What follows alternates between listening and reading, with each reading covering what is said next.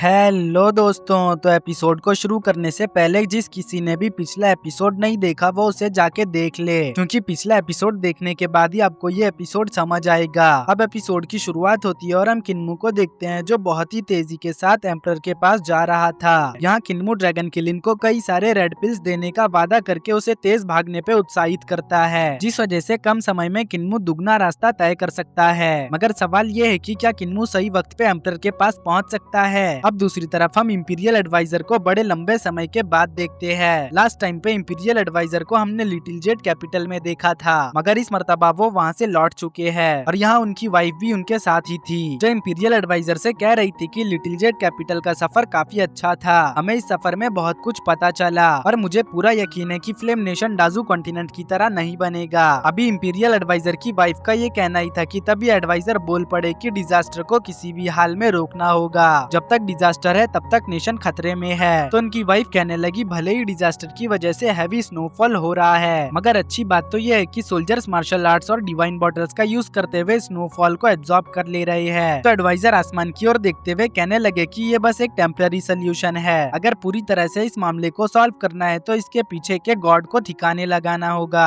जो कहने के बाद एडवाइजर अपनी वाइफ को यहीं पे रुकने का बोल के बड़ी ही तेजी से आसमान की ओर निकल पड़े। यहाँ एडवाइजर कुछ ही पल में बादलों को चीरते हुए ऊपर आ चुके थे, जिसके बाद उन्हें यहाँ पे एक जाइंट फिगर दिखा जिसके हाथ में डिजास्टर रिलीज करने वाला बॉटल था। दरअसल ये वही गॉड है जो स्नोफॉल करवा रहा है। अब एडवाइजर इस गॉड से कहने लगे कि स्नोफॉल डिजास्टर पूरे नेशन को जहर आलूद कर रहा है और ये इतना प्रिसाइज है कि इसे बस हाथ से ही परफॉर्म किया जा रहा है। ये सब कहते हुए एडवाइजर की आंखों में गुस्सा साफ साफ दिख रहा था। वो यहाँ पे बड़े ही गुस्से से इस गॉड को देख रहे थे। मुझे लगता है कि अब एडवाइजर इस डिजास्टर को रोकने के लिए हेवनली गॉड से फाइट करेंगे, लेकिन फाइट दिखाने से पहले ही हमारा सीन शिफ्ट होकर बैटलफील्ड के ऊपर आ चुका, जहाँ डाउ मास्टर एम्परर से कह रहे थे कि गॉड्स नेचर से पैदा हुए हैं, मतलब कि नेचर ही गॉड है और गॉड ही नेचर है। अब वो अपनी बात को आगे बढ़ाते हुए बताने लगे कि डाउ भी नेचर को ही फॉलो करती है, तो इसीलिए हम सभी कल्टीवेटर्स के लिए नेचर ही गॉड है। जब डिवाइन आर्ट्स को चेंज किया जाता है तब लॉ भी चेंज हो जाता है, और जब लॉ चेंज होता है तो डाउ भी चेंज हो जाता है, और जब डाउ चेंज होता है तो हेवन और अर्थ भी चेंज होते हैं। जो कहने के बाद डाउ मास्टर रुक गए,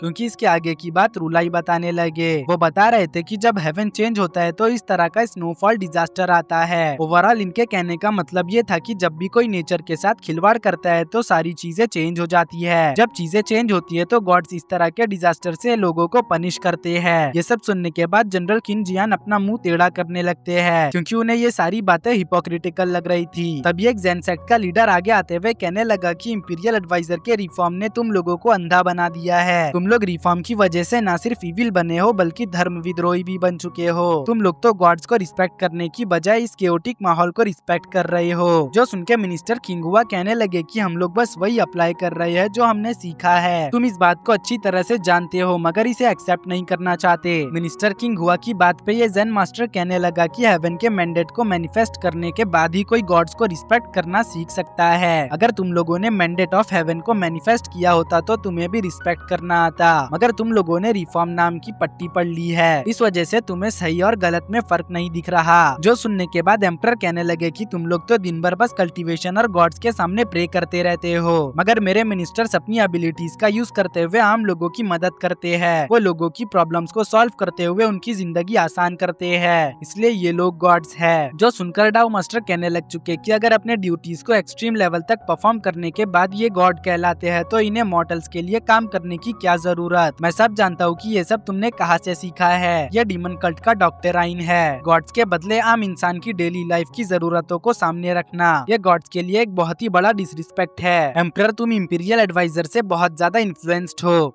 ना सिर्फ इंपीरियल एडवाइजर बल्कि डीमन कल्ट से भी। जो सुन के एम्परर कहने लगे कि अगर मैं डीमन कल्ट में चला गया तो किसे पता कि उनके साथ घुल मिल के मैं कल्ट मास्टर भी बन जाऊं। एम्परर की ये बात सुनने के बाद रुलाई समझ चुके थे कि अब एम्परर का कुछ नहीं हो सकता। वो चाहे एम्परर को कितना भी समझा ले, एम्परर नहीं समझने वाले। तभी डाउ मास्टर कहने लगे कि अगर ये डिमोनिक पाथ पे है तो अब बातचीत करके कोई मतलब नहीं। जो कहने के बाद वो अपने साथियों को अटैक करने के लिए तैयार हो जाने को बोल चुके। डाउ मास्टर की बात सुनते ही सभी एक्सपर्ट्स अटैक करने के लिए लिए तैयार हो जाते हैं। सबसे पहले तो यहाँ पे तीनों प्रीवियस जनरेशन के एक्सपर्ट्स तैयार हुए थे, क्योंकि इन तीनों के कुछ पुराने हिसाब बाकी है जो आज ये तीनों पूरा कर सकते हैं। अब अपोजिशन को अटैक के लिए तैयार होता हुआ देख फ्लेम नेशन के एक्सपर्ट्स भी फुल रेडी हो चुके। वो यहाँ पे किसी भी हाल में एम्परर को प्रोटेक्ट करने के लिए तैयार थे। मगर इससे पहले कि लड़ाई शुरू होती उसी वक्त यहाँ पे एक भैंस की आवाज आने लगी, जो आवाज सुनते साथ ही दोनों पार्टीज कुछ पल के लिए रुक गई। तभी हम यहाँ पे एक आम आदमी को देखते हैं जो अपने भैंस के साथ था।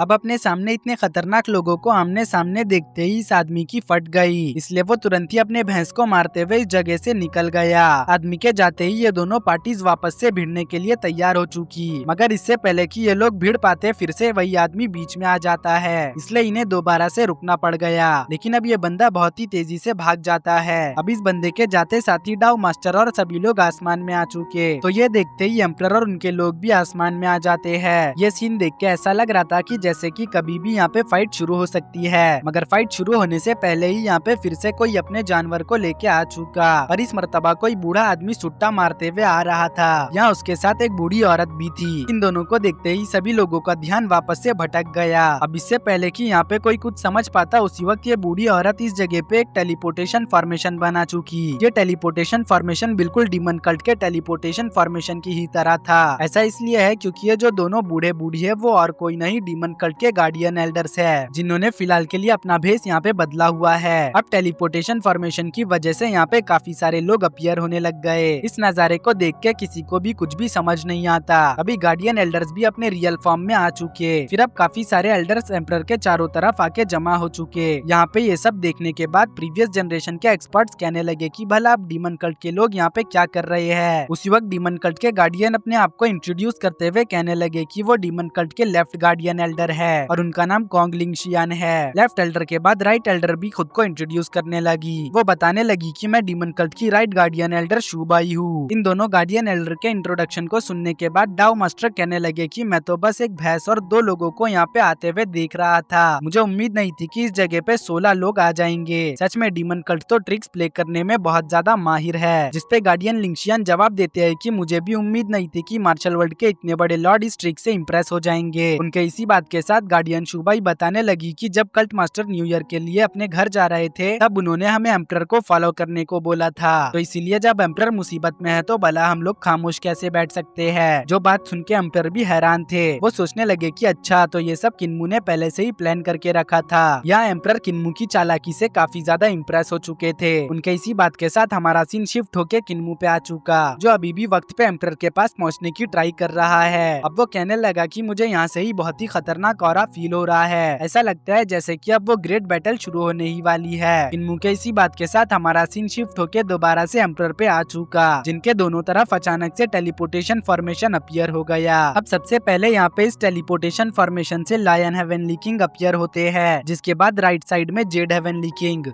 इन दोनों हेवनली किंग्स की एंट्री बहुत ज्यादा कूल और ऑरा फार्मिंग वाली थी। अब ये दोनों यहाँ मौजूद सभी एक्सपर्ट्स को ग्रीट करते हैं। फिर लायन हेवनली किंग कहने लगे कि कल्ट मास्टर ने जब एम्परर को हमारे हवाले किया है तो भला हम इन्हें मरने के लिए कैसे छोड़ सकते हैं। अगर तुम सभी लोगों ने एम्परर को मार दिया तो हम कल्ट मास्टर को क्या जवाब देंगे। जो अभी लायन हेवनली किंग का कहना ही था कि तभी जेड हेवनली किंग बीच में आते हुए बोल पड़े कि एम्परर के मरने के बाद हम बस अपनी जान देकर ही कल्ट मास्टर से माफी मांग सकते हैं। ये सब देखने और सुनने के बाद डाउ मास्टर कहने लगे कि डीमन कल्ट के 2 गार्डियंस, 2 हेवनली किंग्स और 12 कल्ट प्रोटेक्टिंग एल्डर्स यकीन नहीं होता बस एम्परर को प्रोटेक्ट करने आए हैं। डीमन कल्ट के 16 मशहूर एल्डर्स जो डिवाइन ब्रिज रियलम पे है वो इस जगह पे मौजूद है। वाकई में यंगर जनरेशन काफी अच्छा कर रही है। लगता है मेरा ये ट्रिप वेस्ट नहीं गया। डाउ मास्टर के ये कहते ही रूलाई कहने लग चुके कि परवानों का एक ग्रुप जानबूझकर आग में कूद रहा है। इस मर्तबा कल्ट मास्टर ने तुम लोगों को गलत ऑर्डर दे दिया। अभी उनका ये कहना खत्म हुआ ही था कि उतने में ही हमें जनरल किंजियान को दिखाया गया, जो इस होने वाली बैटल को लेके चिंतित थे, क्योंकि उनके सामने 30 डिवाइन ब्रिज रियलम के एक्सपर्ट्स प्लस 2 सबसे बड़े सेक्ट के लीडर्स खड़े हुए हैं। उन्हें जो बात सबसे ज्यादा सता रही थी वो अपोनेंट की ताकत नहीं, अपोनेंट का नंबर था। मतलब कि यहाँ पे डीमन कल्ट के एक्सपर्ट्स को मिलाकर भी उनके साइड बस 24 एक्सपर्ट्स हो रहे हैं। इसलिए अब वो कहने लगते हैं कि ये फाइट मेरी जिंदगी की सबसे टफ फाइट होने वाली है। जो अभी उनका ये कहना ही था कि तभी हम स्कॉलर किन को देखते हैं, जो कहने लगे थे कि डीमन कल्ट और फ्लेम नेशन एक ही रास्ते पे हैं। ये लोग इविल डेविल्स को सपोर्ट और धर्म को अपोज करने वाले लोग हैं, इसलिए मेरे सभी भाइयों और बहनों इन इविल क्रिएचर्स को सबजू करने के लिए तैयार हो जाओ। जो कहने के बाद ये सभी लोग एम्परर के ग्रुप पे अटैक करने के लिए तैयार हो गए। वहीं एम्परर का ग्रुप और डाउ मास्टर नीचे आ चुके थे। यहाँ डाउ मास्टर एम्परर के चारों तरफ अपनी टाइची टेलीपोर्टेशन डायग्राम को फॉर्म करने लग चुके। डायग्राम के फॉर्म होते ही एम्परर के साथी उनसे दूर हो जाते हैं। दरअसल डाउ मास्टर का प्लान एम्परर को आइसोलेट करना था, जिस बात को उनके साथी समझ जाते हैं, इसलिए वो तुरंत ही तेजी के साथ एम्परर की ओर दौड़ पड़े।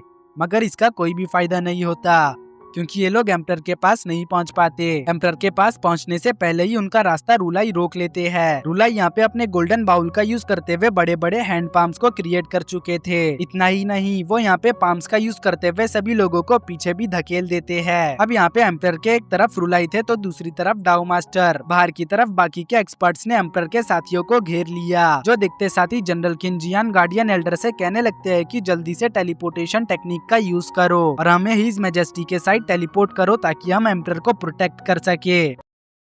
तो गार्डियन एल्डर बताने लगे कि डाउ मास्टर ने अंदर के स्पेस को सील कर दिया है, इसलिए ना हम बाहर से अंदर जा सकते हैं और ना ही अंदर से बाहर आ सकते हैं। जो सुनते ही मिनिस्टर किंग हुआ कहने लगे कि अगर ये बात है तो हम खुद से ही रास्ता बनाएंगे। अगर कोई इसमें हमें रोकेगा तो फिर उसका खून उस रास्ते पे होगा। मिनिस्टर किंग हुआ सीधा सीधा ये कह रहे थे कि वो दुश्मनों के खून से एम्परर के पास जाने का रास्ता बनाएंगे। मिनिस्टर किंग हुआ की ये बात सुनते ही स्वॉर्ड मास्टर ली अटैक करने के लिए तैयार होते हुए कहने लग चुके कि अच्छा ऐसी बात है, तो फिर चलो देखते हैं कि किसके खून से रास्ता बनता है। जो अभी उनका कहना ही था कि तभी इमॉर्टल टियान अपने साथियों को फॉर्मेशन बनाने का बोलने लगी। अब फॉर्मेशन बनाने का ऑर्डर मिलते ही इन एक्सपर्ट्स ने फौरन ही फॉर्मेशन फॉर्म कर लिया। यहाँ फॉर्मेशन बना के एम्परर के ऑफिशियल्स को डीमन कल्ट के लोगों से सेपरेट कर दिया गया था, क्योंकि ये दोनों ग्रुप्स आपस में मिलकर ज्यादा ताकतवर हो जाते हैं। इधर दूसरी तरफ डीमन कल्ट के एक्सपर्ट्स को हजारों फ्लाइंग शॉट्स घेर लेते हैं, जिस वजह से अब ये इंपीरियल कोर्ट के ऑफिशियल्स की मदद नहीं कर सकते। अब ऑफिशियल्स और अपोनेंट टीम के बीच में फाइट होना शुरू हो चुकी।